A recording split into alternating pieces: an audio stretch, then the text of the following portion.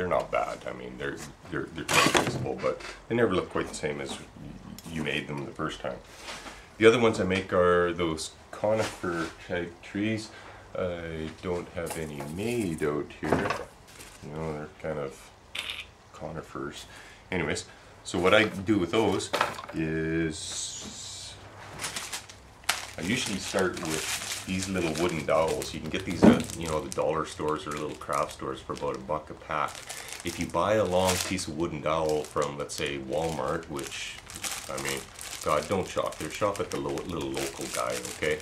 Tell him to give you a deal or whatever, but even if you buy them at Walmart, which is the cheapest place to buy the long wooden dowels, pre-cut like this, dollar store, way cheaper. Of course, now you're supporting made in China.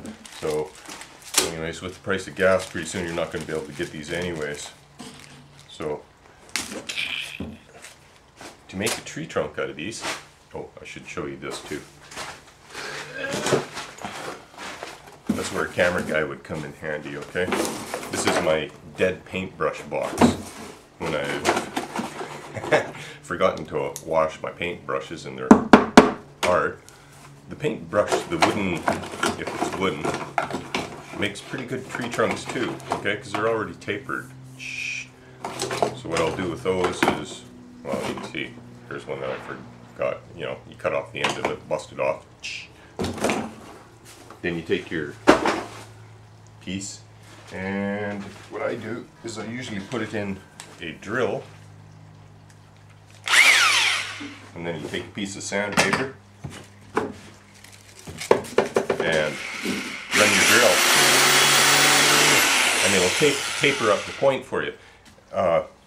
Actually, what I usually use is my big belt sander and this, and I'll do up about 100 of them at the same time, because if you have the belt sander going and you zzz on there, it's just really quick, okay? Works good, works good. And you ended up with nice tapered tree trunks, okay?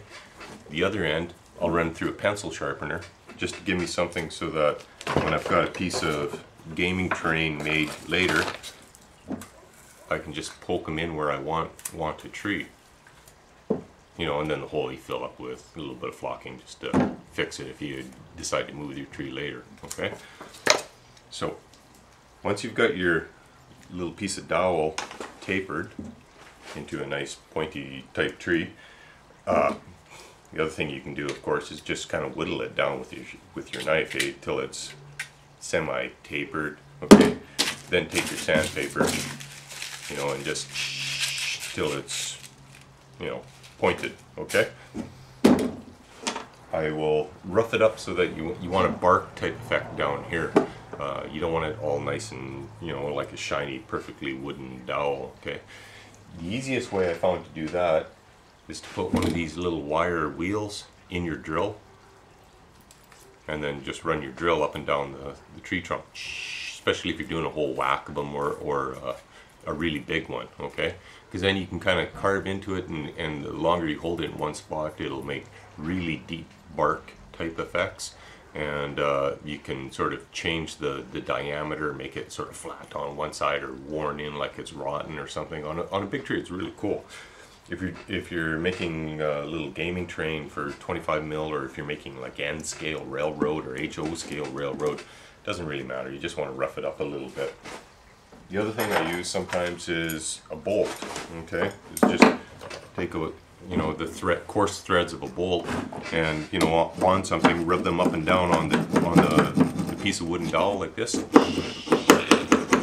And of course you won't be able to see on the camera, but it does make a really nice bark effect. It really does. It looks good, you know, or a wooden screw or something like that. That works really good. The other thing that I've used is wood rasp.